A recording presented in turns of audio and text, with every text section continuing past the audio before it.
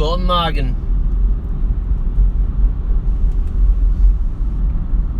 Guten Morgen.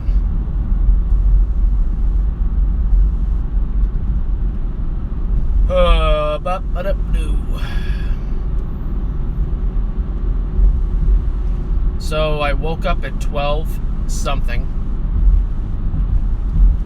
I was like, yeah, 3 hours sleep. That's not going to work for me. Went back to sleep. I woke up at 2 something. I was like, ooh, yeah. I could do that, but I don't think that's very healthy. I'll wait until 3 something. And I think I woke up at 3 something, like 3:15, 3:14.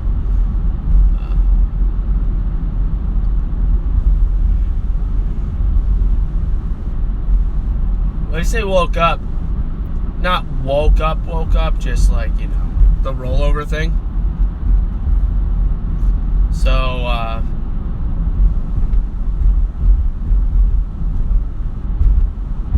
and then, yeah, then I just waited for my alarm.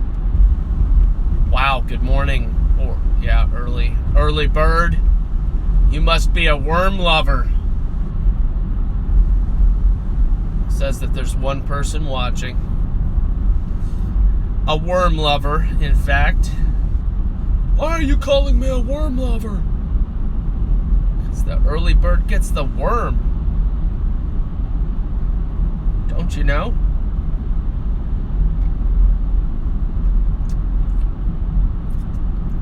As I drive to work, I'm sipping on a cup, a large cup, in fact, of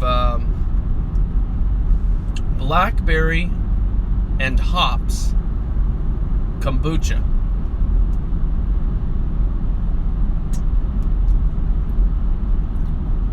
It is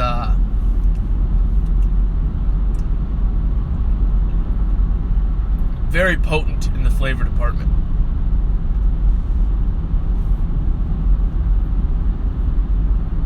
Ay, ay, ay.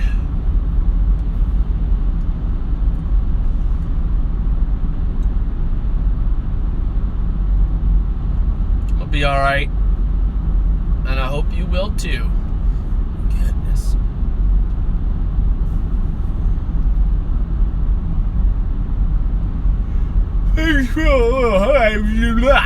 Things feel a little chillier in the morning, I guess.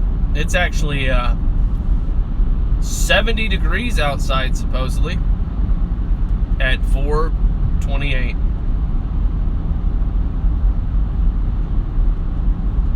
And I know it's probably misspelled, but you get the point. Because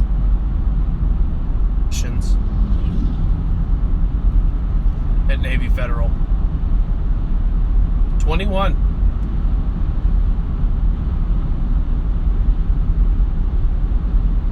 Not so much as a, I mean, I've just gotten the letters. We had a grueling decision process, blah, blah, blah, and you were not selected, blah, blah, blah. So I've gotten those emails. Not for all 21. I mean, there's like half of them. You know, probably about 10 of those emails, maybe 12. There's at least 5 positions that I could be contacted for. And, I don't know. I'm not a vanilla kind of dude, you know. I submitted a resume that was slightly unconventional. But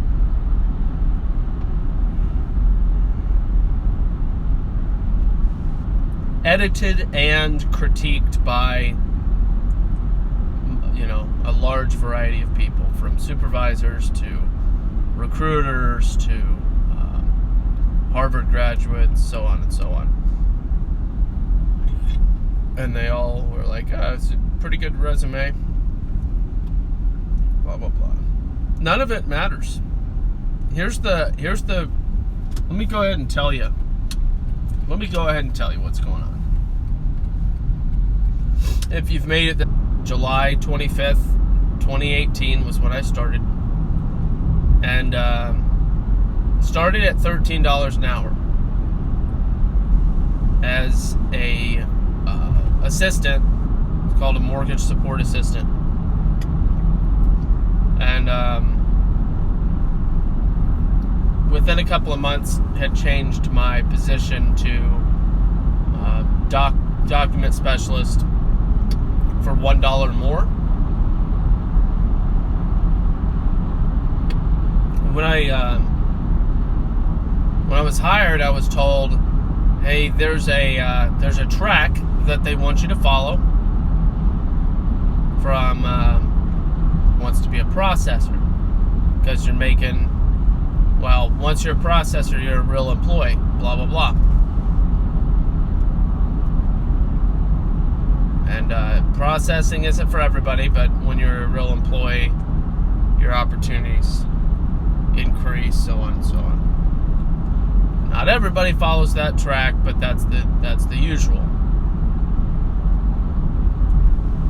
So instead of them saying, well, they said that's the usual, they didn't say this is the mandatory, you'll be secretly prohibited from any other entertaining any other options, you'll be shadow banned basically as a contractor.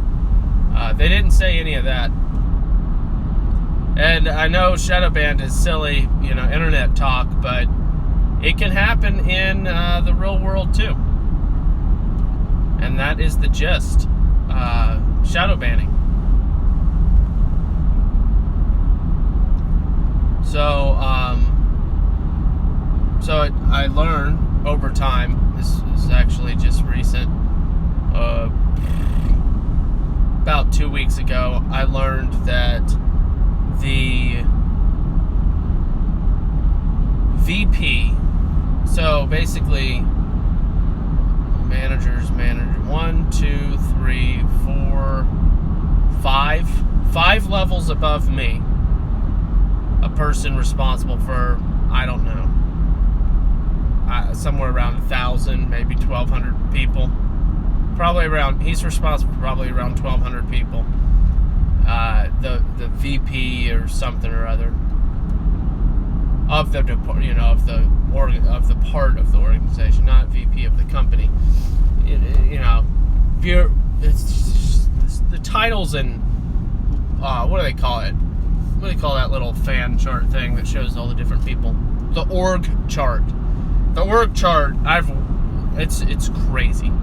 It looks like the genealogy of a. Well, it looks like a genealogy chart, basically. So it's against. He doesn't want anybody to be anything but processors because that's what he believes about the organization. I can't blame him. But he views the process of hiring contractors as part of a well-oiled machine. And I can respect that, viewing individuals as not opportunities, but rather just parts of a process. Real estate, just what's the other word? Assets to be used in a specific way, as opposed to real life human beings that could be as well qualified as he is to do his job and belong ethically and with proper integrity, belong in positions that will further benefit the company in more profound ways than following that routine. So, if you're putting together a machine and you're trying to find all the nuts and bolts, right? And you're using your nuts and bolts, but it just so happens that that these nuts and bolts will become something else over time, but but you say, well, they're only going to be this. But it just so happens that one of your bolts actually is going to make an incredible what's something that does efficiency? Carburetor? I don't know. Whatever. I picked a metaphor I just wasn't an expert in. It is what it is. But you're like, no, all my nuts and bolts are going to be spark plugs. 100% of the time. No matter what. That's what I want. Spark plugs. My nuts and bolts will turn into spark plugs. All spark plugs. But you have a bolt that is actually going to be, an engine or whatever. I know that's not how it works with the car, okay? I'm not saying that parts of the cars evolve. It's a loose metaphor. Wise to do what he's doing, his mindset of, this is a machine, needs to operate this way. On the other hand, it lacks flexibility and happenstance when you wind up having someone that actually has a ridiculous amount of talent and shouldn't spend 5 years, 10 years through the bureaucratic grooming process to get where they need to go to benefit the company in the most profitable means. So what it is, I guess, another way of looking at it is extremely selfish to your own business unit, which again can be respected. But if you're the CEO of the company, it doesn't look very good, right? So let's play this metaphor out elsewhere. Add some relevance to other areas of life. The church. So you have a church that's growing and growing, and they're not sending. They're not sending. They're growing their program. They're building more buildings. Now they have a campus. They have a school. They have all these different things. But they're not sending. What does sending mean? Well, they're not growing. See, when a church doesn't say, you could be the pastor of this church, but we have a pastor of this church, so we're going to send you off to be the pastor of another church. That's what we're going to do. And go. That's what should be happening. And it should be happening way earlier. I'm not talking about 15 years or anything like that. I'm talking about 5 years. 5 years. I think that ideally,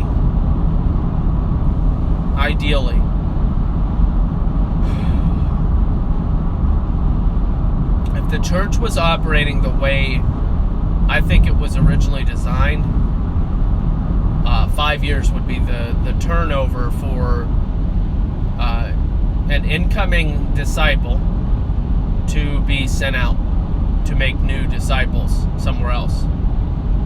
I think it would be about 5 years.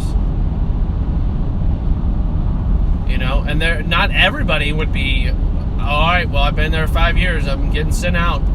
Because not everybody has the same role. Some people are going to be more in the internal support. That's the role they're going to play. They're not preachers. They're more having the gifts of hospitality. Or let's say your spiritual gift is discernment. Or if your spiritual gift is prophecy. Or whatever. Well, those people might not get sent out. If you have the gift of apostleship or whatever, then you're one that should probably not be there very long. Yeah, but what about your job? All of that's not relevant. Not if we were operating as a church. All right, I'll get up to speed, guys. I'll get up to speed. Everybody's freaking out. It's as if I'm going backwards on the highway just because I'm going the speed limit. I was under the speed limit. As per the usual.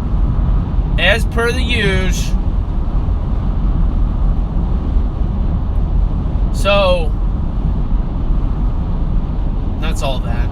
Basically, I'm in a situation where I'm not going to get anywhere without a personal, I want this guy. I want to hire him. And without that kind of situation, I like this guy. He's done a great job with where he's at. I'm hiring him. Nobody's moving obstacles out of my way to make that happen, really, because there are obstacles. In fact, the obstacles are getting placed in the direction. Anyway, for what I thought was a foot in the door, I don't hardly have a toe in the door. Not even Rogan is halfway through the door, is basically all I'm saying. Rogan? I don't know what you're talking about. It's fine, you don't have to. This guy's really cryptic. Sometimes I am. Sometimes I'm cryptic. So,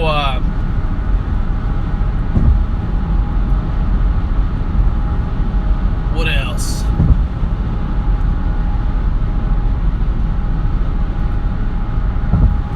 I am praying for one of those miracles. Because otherwise, when all the doors continue to shut, and they shut, and they shut. How have you been here for like 20 minutes and not said hello? That's all I want to know. YouTube is telling me that there's one person here, and I just want you to say hello. It's all good. I'll restrain myself.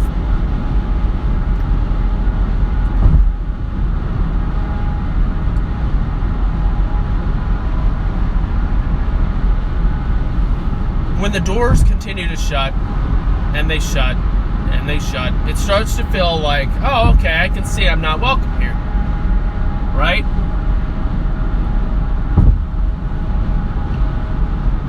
Well, yeah.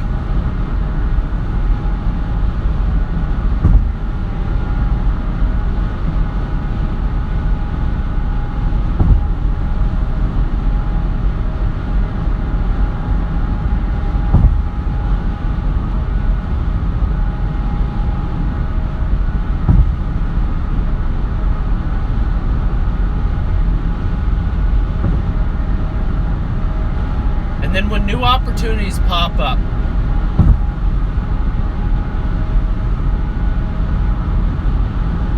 it makes you wonder. It makes you wonder.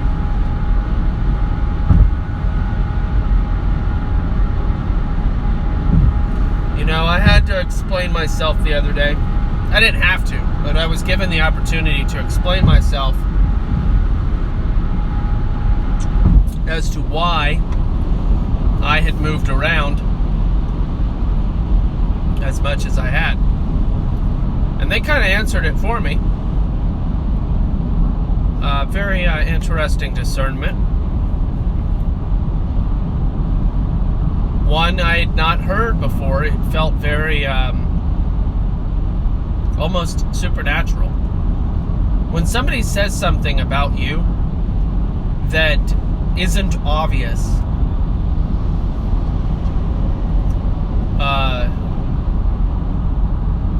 it pretty much feels supernatural. Good morning, number 2.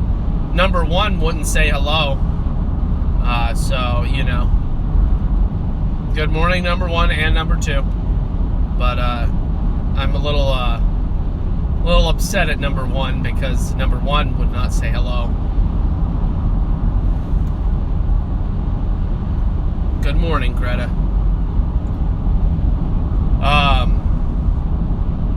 So this person, they said, you just went where there was opportunity. You just followed the paths of opportunity, basically. I was like, yeah, that's pretty accurate. I mean, it was a positive reframing, which is what certain people are skilled at. Going to work. I'm on my way to work. Super early. Trying to make up some hours. I'm only, how many hours am I down?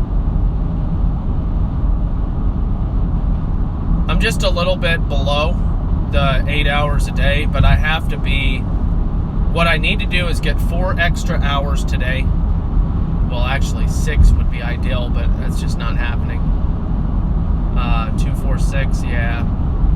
See, what I want to do is work 2, 4, 6, 8, 10. Well, 8 is fine though, because then whatever happens on Saturday. So, I'll be okay. As long as I get 4, which means I need to work until 6. It's Wednesday. I think. I'm doing my math right. 5:30, 3 hours. Yeah, 6, 5. 5 to 5. And then 30 minutes minus that. 11 and a half, 3 and a half. Oh, yeah. It's whatever. It doesn't matter. I'll have another 2 early mornings and we'll be fine. I have to work 50 hours. As long as they'll allow me to work 50 hours to make enough to feed the family. That's the current circumstance. And that is why I'm talking about. And that's why I continue to bring up the topic of employment as a tough thing. Because it's like a game that I don't want to play. I will work hard. Don't get me wrong. That's not what I'm talking about. I'm talking about the schmoozing and the lying. Because I'll tell you what, there are a lot of people in upper management that got there through a lie. Oh no, they just finessed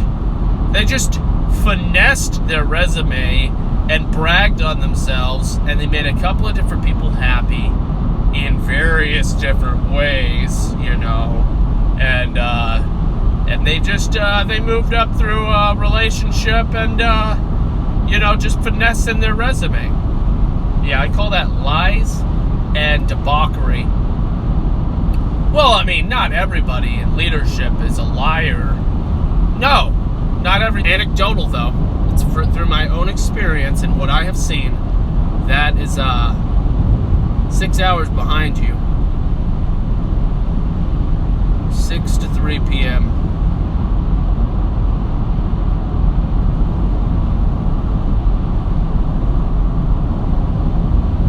Days a week.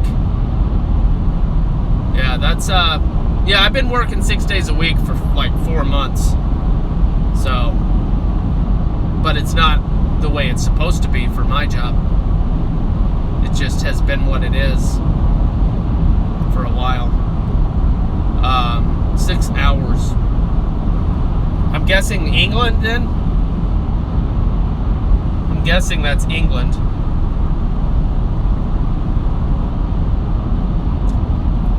Unless I'm thinking in the wrong direction and you're in Hawaii, because that would be, maybe that would be ahead, behind. behind. I don't know. It just confuses me.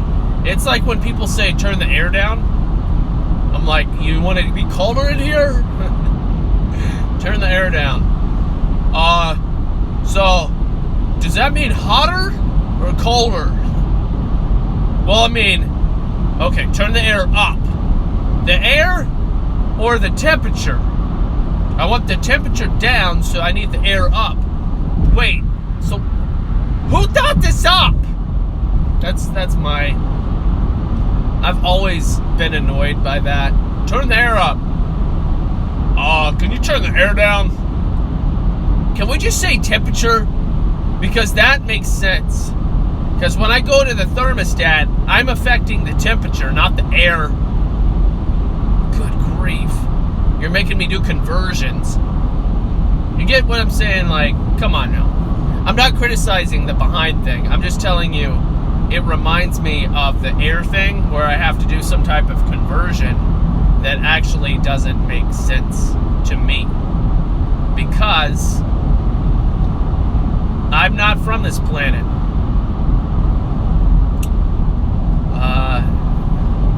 Not to make anything awkward.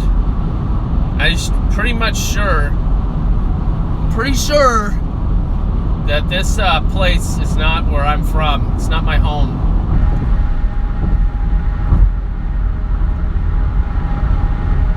You know, I say that loosely with a grin. Okay, you know what I mean? It's all good. It's all good. Hawaii. Yeah, okay, Hawaii. Hawaii. Sorry. I do Hawaii loans all the time, and I really enjoy saying all the alapa'u'u. I really like the language.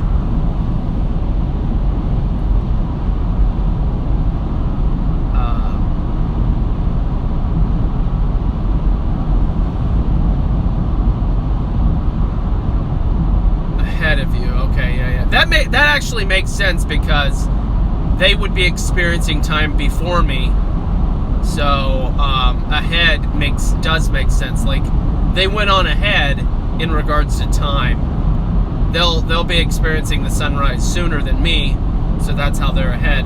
You'll be experiencing it after, so you're behind me in the regards to the way that the Earth is turning, because the Earth turns. I'm just kidding, but I'm serious. But yeah, that all makes sense. It all makes sense now. Yeah, it all makes sense now. Yes, we swear at you, and it sounds nice.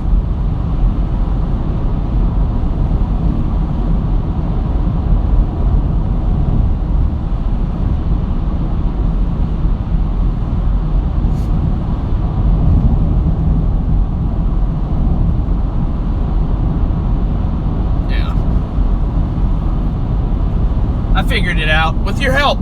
Thank you. Appreciate that. Appreciate that. So, yeah, so 6 hours earlier means that you should be at 10:56 right now, I guess. Yeah, 10:56. Yeah, so, well, gosh, you should be getting to bed then, because if you have to be at work at 6 a.m., you should be getting to bed. That'd be my recommendation. I went to bed at about 9:30. So, I got a decent amount of sleep. Just a little. I basically got a good solid 6 hours.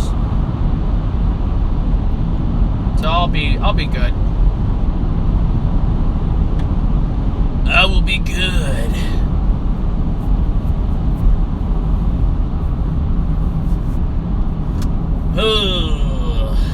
All right, what's going on?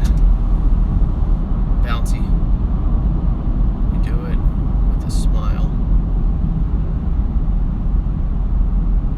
Oh, 11:57. Okay. Oh, I'm Central Standard Time. So when you said 6, you probably thought I was Eastern Standard Time. It's 4:57 where I'm at. So that's a 5-hour difference. But because I'm in Central, even though I'm in Florida, I'm in the tiny sliver. I'm in the tiny sliver of Florida that is Central Standard Time. Yeah, so that's that.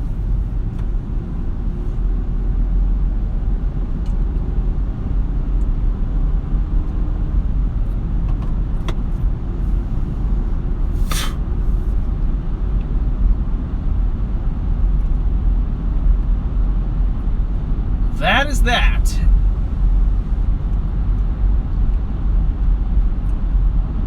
Oh no, it's nothing. De nada. It's nothing. It's nothing. I love other languages.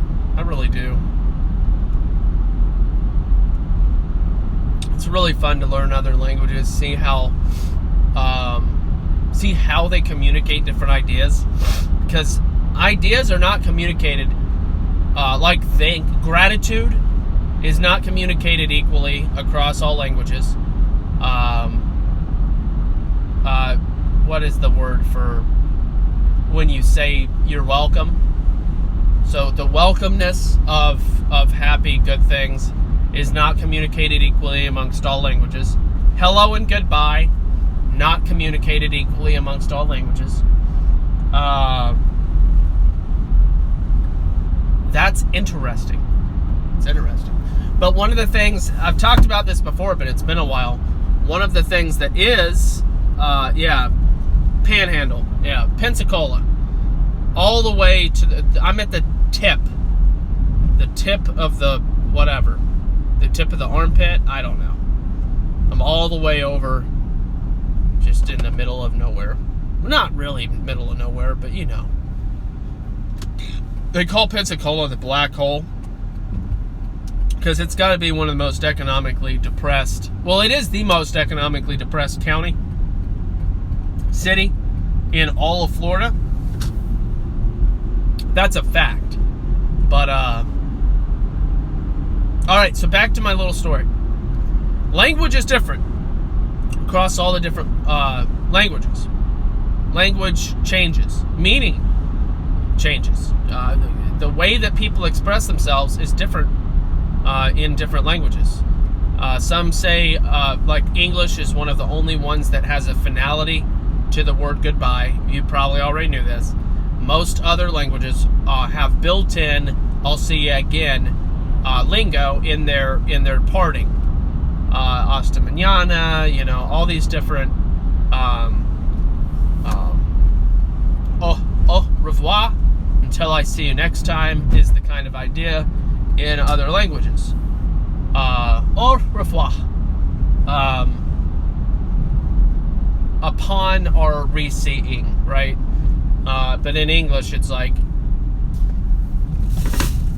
bye! That's a unique concept. Bye is a unique concept. So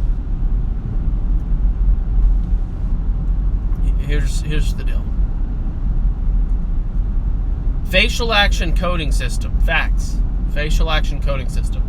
Facial expressions are universal whether or not you're a pygmy or an aboriginal or a Mongolian or a Russian or an Eskimo or a Colombian or an Arab or a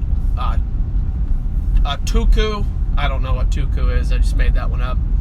I was trying to think of some African tribe, but, you know, I don't know. I don't know the African tribes very well. Tuku might be a thing. I don't know.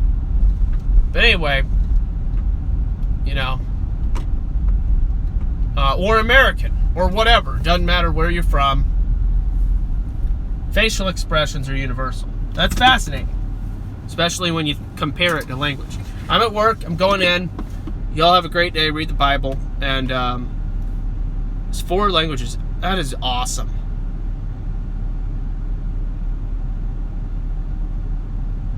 That is really great.